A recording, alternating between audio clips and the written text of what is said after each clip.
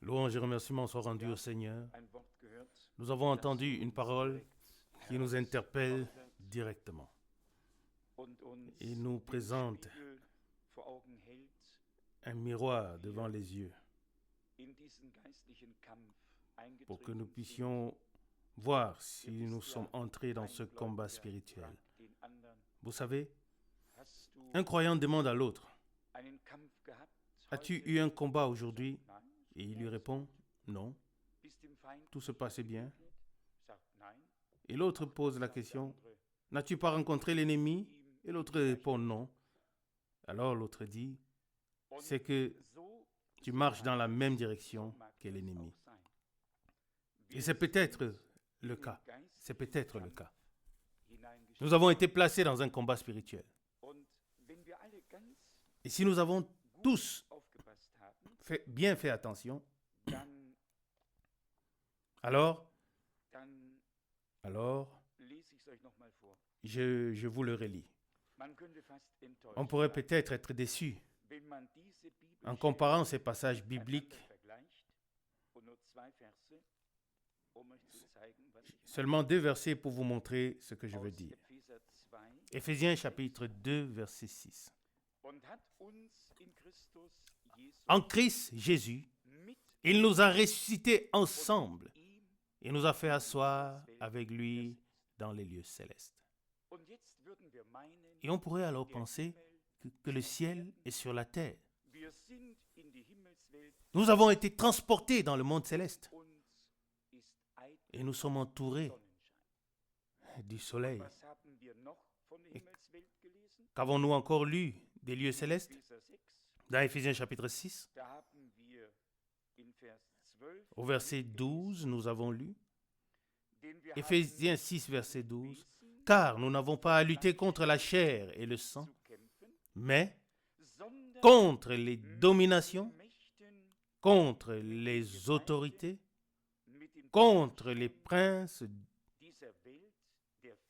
du monde des ténèbres, contre les esprits méchants dans les lieux célestes. »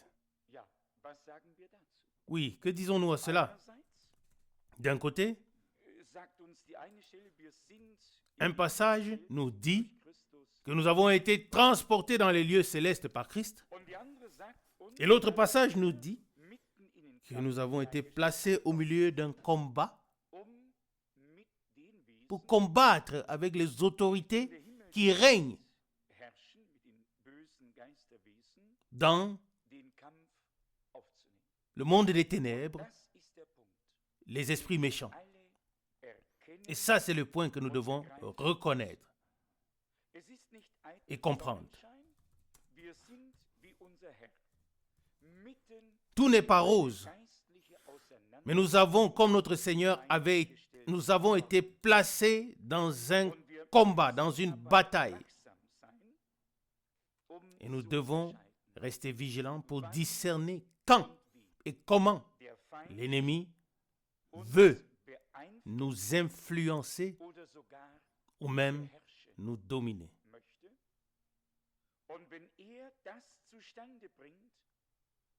Et s'il y parvient nous influencer ou nous dominer, il se peut que nous ne puissions plus nous contrôler. Il se peut que nous ne puissions plus nous contrôler. Le signe d'une personne dominée par le pouvoir de l'ennemi est toujours évident. Cette personne ne peut plus se contrôler. La personne perd pied et perd le contrôle et ne peut plus. Parce que d'autres pouvoirs ou d'autres puissances l'influencent et la dominent. Mais ne transposons pas seulement ça sur les autres, mais posons-nous la question, chacun personnellement. Dans quelle mesure le Seigneur a pu arriver à ce qui lui revient de droit dans nos vies?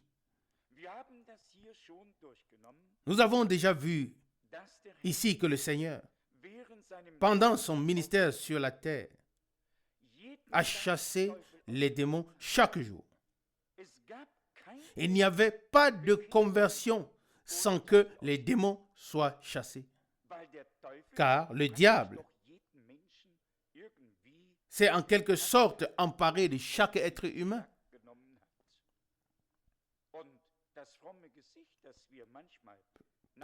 Le fait de faire parfois l'impression pieuse lors d'une conversion ne sert à rien. Il faut qu'il y ait une libération intérieure, une délivrance dans l'âme. Et cela doit être une expérience et une œuvre de Dieu. Amen. Pas seulement un enseignement de conversion, mais une expérience de conversion. Alléluia. Pas seulement la délivrance parce que c'est écrit, mais une délivrance expérimentée. Oui, complètement détachée de toute chose. Et nous, frères, qui recevons de telles paroles ici, nous sommes alors confrontés à la très grande tâche, responsabilité de poursuivre le service du Seigneur pour mettre à la disposition et nous mettre à la disposition de Dieu afin qu'il puisse aider et intervenir là où il y a le besoin. Nous l'avons aussi suffisamment répété. Pour agir sur la terre, Dieu a besoin de pieds pour marcher. Il a besoin de mains qu'il peut poser sur les gens. Il a besoin d'une bouche par laquelle il peut parler. Dieu a besoin des membres vivants dans son corps de Jésus-Christ, dans le corps de Jésus-Christ, pour poursuivre son ministère. C'est pourquoi le Seigneur a dit à chaque fois, sans exception, à chaque fois qu'il a envoyé, que ce soit avec les 12, que ce soit pour les 70 ou pour la mission d'envoi général dans Marc chapitre 16. À chaque fois, il a dit, prêchez l'évangile, chassez les démons et guérissez les malades. Cela était toujours une partie de la mission ou de l'envoi que le Seigneur a donné. Et nous savons qu'il existe des démons qui provoquent des maladies, qui rendent aveugles, qui rendent sourds, qui rendent muets. Le Seigneur a chassé de tels démons. Et les gens ont pu parler, ont pu voir, ont pu entendre. Il y a un passage qui m'a frappé tout à l'heure dans Luc chapitre 13. Là, il y a une femme qui avait un esprit d'infirmité pendant 18 ans. Nous dirions, oui, nous avons de la peine pour cette femme.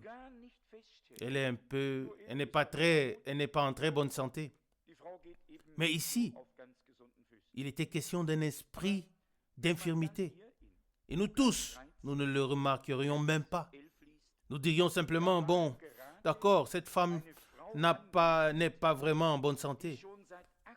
Mais si on lit ici dans Luc 13, verset 11, il est dit, il y avait justement une femme qui souffrait d'un esprit d'infirmité depuis 18 ans. Elle était courbée et incapable de se redresser correctement. Vous pouvez lire toute l'histoire si vous avez la Bible devant vous ou plus tard à la maison. Et le Seigneur a eu pitié de cette femme. Mais il donne l'explication suivante au verset 16.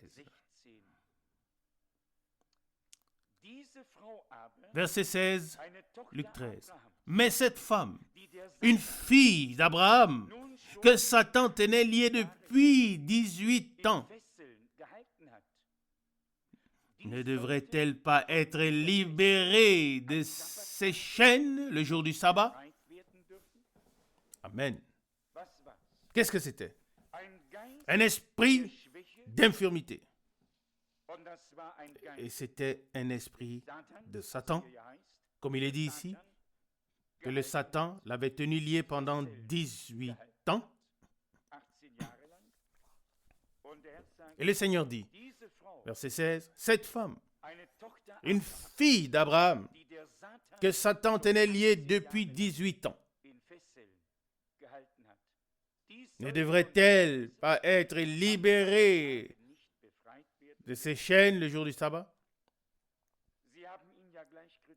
Ils ont directement commencé à le critiquer parce qu'il a aidé et guéri cette femme. Peut-être lisons le verset 12 et le verset 13. Verset 12, Luc 13. Lorsque Jésus la vit, il l'appela et lui dit, « Femme, tu es délivrée de ton infirmité. » Quelle parole! Femme, tu es délivrée de ton infirmité. Bien. Où est ton infirmité? Où est mon infirmité? Où est-ce que je boite? Où est-ce que tu boites? Où est-ce que tu es enchaîné? Où est-ce que je suis enchaîné? Aujourd'hui, le Seigneur te dit, me dit, homme, femme, qui que nous soyons, aujourd'hui, tu es guéri de ton infirmité. C'est ce que le Seigneur nous dit aujourd'hui de manière personnelle. Et nous n'avons besoin que de croire, de le croire. Femme, tu es délivrée de ton infirmité.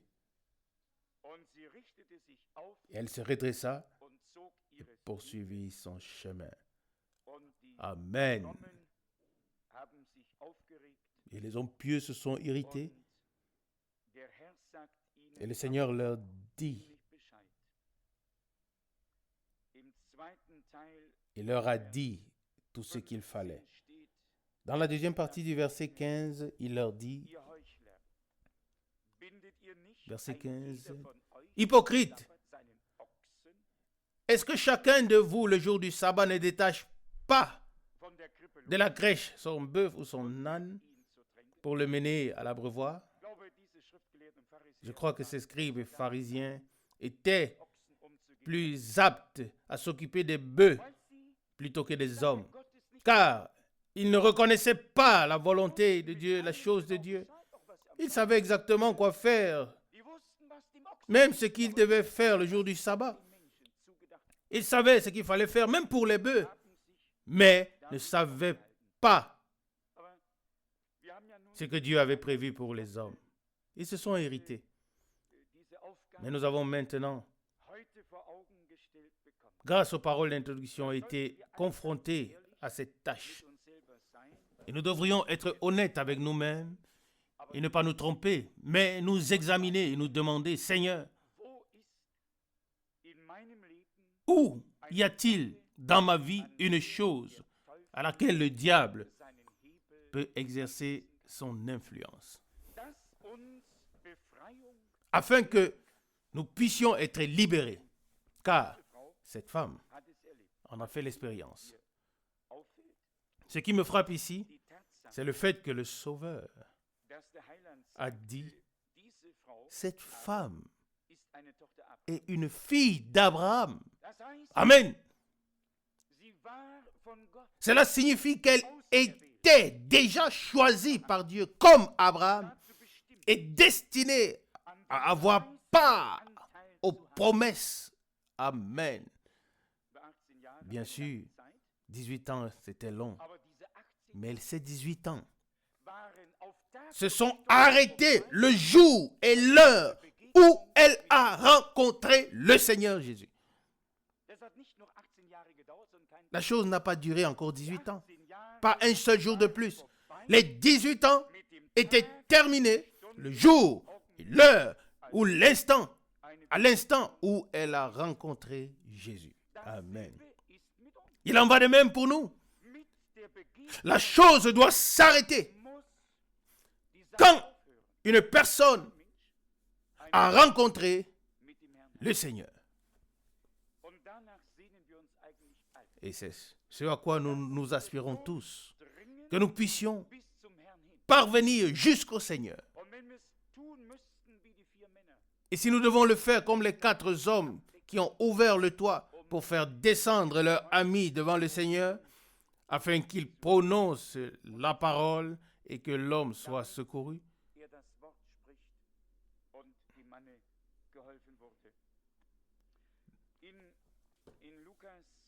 Dans Luc chapitre 18 et 19, on trouve également la description de 2 hommes que le Seigneur a aidés. Au chapitre 18 de Luc, verset 40, il est dit, Jésus s'arrêta et le fit approcher. Quand il fut près de lui, Jésus lui demanda, verset 41, que veux-tu que je fasse pour toi? Et il répondit, Seigneur, que je recouvre la vue. Jésus lui répondit, recouvre la vue, ta foi t'a sauvé. Verset 43, aussitôt il recouvra la vue et le suivit en glorifiant Dieu. Et tout le peuple qui avait assisté à la scène rendit également gloire à Dieu par des louanges. Amen. L'homme a saisi l'occasion que Dieu lui a donnée. Il savait que le Seigneur devait passer par là. Nous devons saisir l'occasion dans une réunion, car Dieu ne se contente pas de nous faire une offre. Dieu tient sa parole. Il nous tend la main, il veut sauver, il veut guérir, il veut délivrer. Il veut faire à nouveau tout ce qu'il a eu à faire par le passé, chaque fois que c'est nécessaire. Lorsque nous nous réunissons en son nom et que nous écoutons sa parole avec foi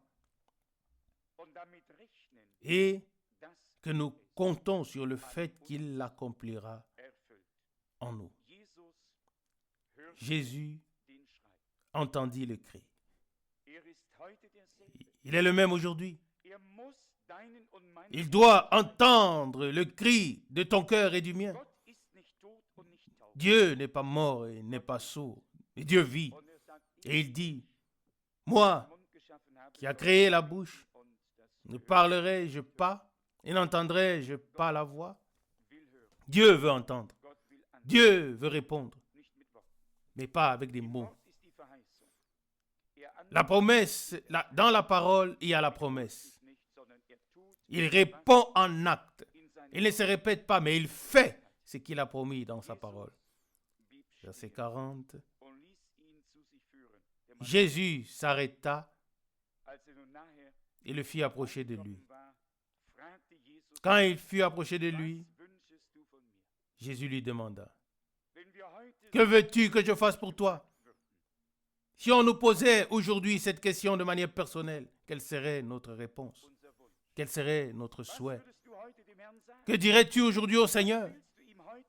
Que veux-tu lui dire aujourd'hui? Nous sommes réunis ici pour la prière. Et la prière signifie parler à Dieu. Prêcher signifie Dieu nous parle. Et la prière signifie nous parlons à Dieu. Que veux-tu que je fasse pour toi? Que veux-tu de moi? Il savait que l'homme était aveugle, mais il voulait l'entendre de sa bouche. Ce que nous croyons du cœur, nous devons le confesser de notre bouche et alors, cela nous sera accordé. Verset 41, il répondit, Seigneur, je voudrais recouvrir la vue. Amen. Pas de longue conversation, pas de questions posées, rien du tout.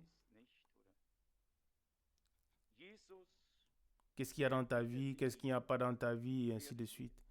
Verset 42, Jésus lui répondit, recouvre la vue. Quelques mots, et tout était accompli. Le Seigneur est le même aujourd'hui. Et je vous le dis, si nous pouvions croire, nous aussi nous verrions la gloire de Dieu. Pourquoi ne pas commencer à croire du fond du cœur, comme dit la Bible, que le Seigneur, est au milieu de nous, conformément à sa promesse. Pourquoi il est au milieu de nous? Pour regarder comment nous baissons les ailes, baissons les bras, et affichons des visages, des mines, des longues mines. Ou est-il là pour faire naître en nous la foi afin qu'elle puisse confirmer sa parole que nous avons entendue, afin que nous devenions des témoins vivants de ce qu'il fait en ces jours? C'est certainement sa volonté. Le Seigneur a prononcé ces paroles. Recouvre la vue. Puis il dit, ta foi t'a sauvé. Amen. Aussitôt, il recouvra la vue et suivit le Seigneur. Lorsque le Seigneur nous a aidés, alors nous le suivons. Quiconque a une rencontre avec Jésus sait ce que le Seigneur a fait pour lui. Celui-là suit le Seigneur à partir de ce jour. Il marche à la suite du Seigneur. Et il est dit ici au verset 43, aussitôt il recouvra la vue et le suivit en glorifiant Dieu. Un homme en qui Dieu se glorifie ne peut plus être retenu. Il glorifiera le Tout-Puissant et le peuple présent qui a expérimenté aussi la chose ne se taira point, mais remerciera le Seigneur. Si ce soir, Dieu faisait quelque chose en une seule personne parmi nous, non seulement la personne concernée, mais nous tous, nous allons nous joindre à la louange.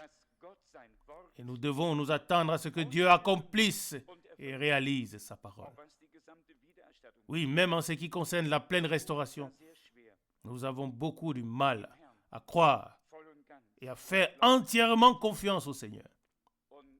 Et le Seigneur est un peu en colère contre nous parce que nous ne lui faisons pas entièrement confiance. Peut-être devrais-je parler de moi, car peut-être c'est différent pour vous. Mais ici, dans Luc chapitre 19, nous trouvons la vieille histoire de Zachée. Qui ne l'a pas entendue? Tout le monde la connaît depuis l'enfance. Mais ce qui nous frappe ici, c'est que le Seigneur voit l'homme. Il l'appelle. Il dit, à toi de descendre, car il faut que je demeure aujourd'hui dans ta maison. Pas seulement que je veux, non, il faut, je dois. Il faut que je demeure aujourd'hui dans ta maison. Un impératif divin. Aujourd'hui, c'est ton jour, Zachée. Aujourd'hui, c'est ton heure. Je ne repasserai peut-être plus ici, mais aujourd'hui, je dois être chez toi. Aujourd'hui, je dois demeurer chez toi. Il est dit au verset 6, Zachée se hâta de descendre et le reçut chez lui avec joie. Amen. Verset 7. Et tous ceux qui le virent murmurèrent à haute voix et dirent, il est allé loger chez un homme pécheur.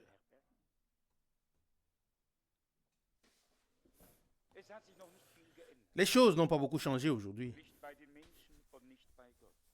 Pas pour Dieu, ni pour les hommes. Le Seigneur vient et entre là où il doit venir et entrer. Il appelle ceux qui doivent être appelés. Tous les fils et les filles d'Abraham, tous ceux qui sont destinés à contempler la gloire de Dieu. Il les appelle. Et ceux-là écoutent son appel et le suivent. Les autres, ils ont un jugement dans leur cœur. Et ils disent, comme il est dit ici, et tous ceux qui l'ont vu, c'est bien que tous ne l'ont pas vu, mais il est dit, tous ceux qui le virent murmurèrent à haute voix. Certains peuvent le faire à voix basse, mais il est dit qu'ils murmurèrent à haute voix. Ils ont dit, il est entré chez un homme pécheur. Personne en bonne santé, les personnes en bonne santé n'ont pas besoin de médecins. Elles peuvent même faire en sorte que d'autres personnes tombent malades. Mais les malades, les abattus, les fatigués, les accablés ont besoin du Seigneur. Et c'est pour eux qu'il est venu. Verset 7. Tous ceux qui le virent murmuraient à haute voix. Il est allé loger chez un pécheur. Oui, vers qui doit-il aller? Vers les justes qui le jugent et le regardent d'un œil critique et qui ont ceci et cela à critiquer, à reprocher. Non, il va là où il peut apporter le salut, où il peut apporter la paix, où il peut apporter le pardon, où il peut apporter la guérison. Il va là où il est accueilli chaleureusement. Aujourd'hui encore, ce soir encore. Ton heure et la mienne peuvent avoir sonné. Je veux entrer dans ta maison. Parfois, Dieu a des voix étranges avec nous. Et parfois, nous devons un peu descendre de quelque part afin que nous puissions laisser entrer le Seigneur dans notre maison, dans notre vie. Et quand il est entré, alors quelque chose se passe. Amen. Vous connaissez, oui, le résumé est au verset 9. Verset 9, Jésus lui dit, aujourd'hui le salut est entré dans cette maison, parce que celui-ci aussi est un fils d'Abraham. Alléluia. Voilà la chose. La femme était une fille d'Abraham. L'homme aussi un fils d'Abraham. Puis ils étaient tous fils et filles de Dieu.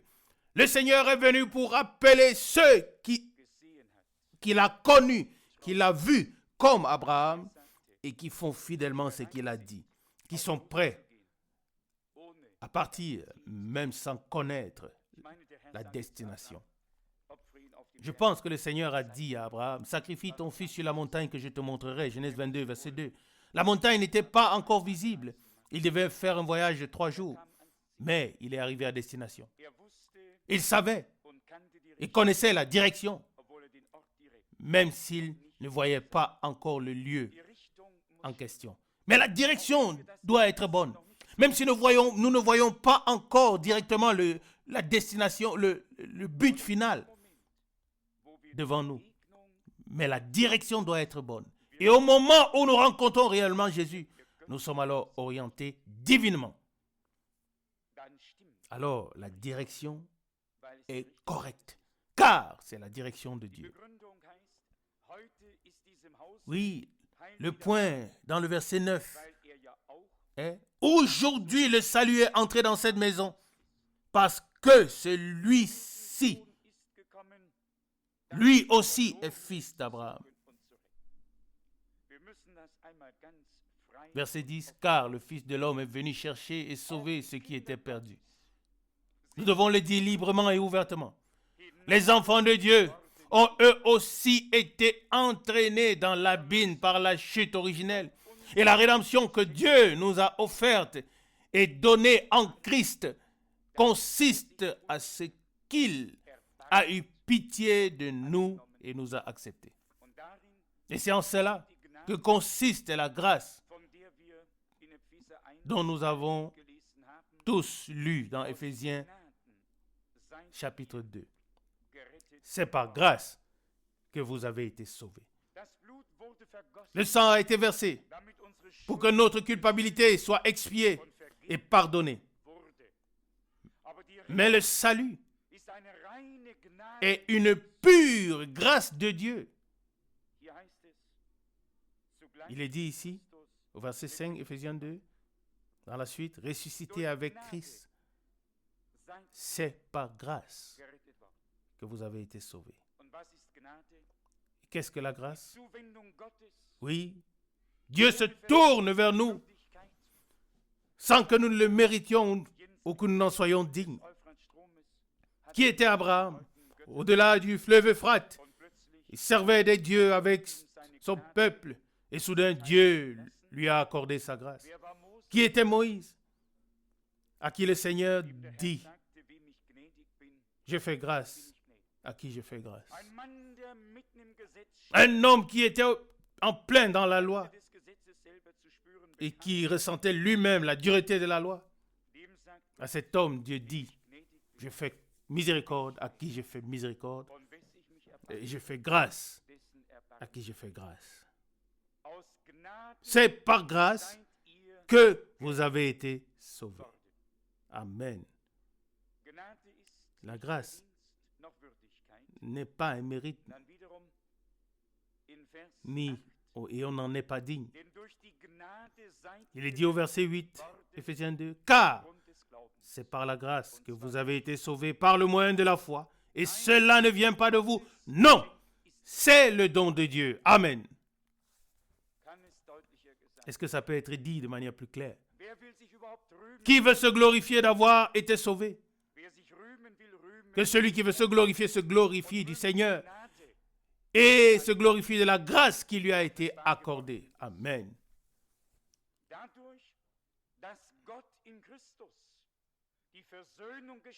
En nous offrant la réconciliation en Christ, Dieu nous a également offert le salut comme un don de grâce. C'est un don de grâce de notre Dieu. La foi a déclenché la chose. Comme Abraham a cru Dieu, chaque être humain issu de la semence divine doit croire Dieu. Et c'est à ce moment-là que l'alliance que Dieu a conclue avec nous à Golgotha, c'est à ce moment-là qu'elle prend effet. Lorsque notre Seigneur a dit, ceci est mon sang, le sang de la nouvelle alliance, Matthieu 26, 28, Dieu l'a établi, il a établi l'alliance et a déchiré la lettre de condamnation qui avait été écrite sur base de l'ancienne alliance et qui était contre nous, et il nous a pardonné. Il nous a fait grâce. Verset 8, Éphésiens 2. C'est par grâce que vous avez été sauvés par le moyen de la foi. Quel cadeau, quel don. Tu n'as rien fait pour cela. C'est un don de Dieu par grâce. Et pour cela, nous voulons remercier notre Seigneur pour toujours. Il est dit ici au verset 9, Éphésiens 2, ce n'est point par les œuvres, afin que personne ne se glorifie, car nous sommes son ouvrage, et a été créé en Jésus-Christ pour les bonnes œuvres que Dieu a préparées d'avance afin que nous les pratiquions. Amen. Même les œuvres que nous voyons ou nous entendons maintenant, ou que nous pouvons accomplir maintenant, Dieu les a déjà préparées d'avance pour nous, afin que personne ne puisse dire, oh, voilà ce que j'ai fait. Non, rien du tout. Si tu l'as fait, c'est que Dieu, c'est Dieu qui te l'a directement présenté pour que tu ne fasses que le voir et l'accomplir. Il en est ainsi afin que personne ne puisse se glorifier. Terminons par le merveilleux passage qui nous a été lu en premier. Éphésiens 2, verset 4. Mais Dieu, qui est riche en miséricorde, à cause du grand amour dont il nous a aimés. Verset 5. Nous qui étions morts à cause de nos transgressions, il nous a rendu la vie avec Christ. Amen. C'est par grâce que vous avez été sauvés. Amen. Puissions-nous aujourd'hui louer cette grâce de Dieu. Si elle a été véritablement manifestée, révélée en nous. Et personne ne devrait garder le silence. Mais comme nous l'avons lu ici dans Luc 18, les personnes en qui le Seigneur s'est glorifié, ces personnes l'ont loué. Et tous les autres se sont joints à la louange de ceux en qui Dieu s'est glorifié. Alléluia. Et aujourd'hui, nous voulons faire de même. Si le Seigneur a fait de grandes choses en toi, remercie-le brièvement. Et nous remercierons avec toi. Alors nous prierons le Seigneur comme il se doit. Que son nom soit loué. Amen. Fais grâce, Seigneur, afin que chacun de nous se sente personnellement concerné, interpellé et se voit à la place de cette femme et de cet homme, et que nous puissions te voir, t'entendre, t'expérimenter et voir ce que tu es capable de faire. Ton salut, ta grâce et tout ce qui en fait partie. Bien-aimé Seigneur, que nous ne soyons pas seulement des spectateurs de ce que tu as fait pour les autres, mais que nous puissions aussi témoigner avec gratitude que tu as fait de grandes choses en nous. Bien-aimé Seigneur, en nous, le premier amour a refroidi. Les choses ne sont plus si fraîches pour nous. Elles ne nous submergent plus comme avant. Seigneur, nous te prions que tu puisses rallumer un feu, nous redonner ce premier amour, nous donner les armes nécessaires. Ô Seigneur bien-aimé, nous te remercions pour ce soir et nous te prions. Aie ton chemin avec nous par grâce. Au nom de Jésus-Christ. Amen. Amen.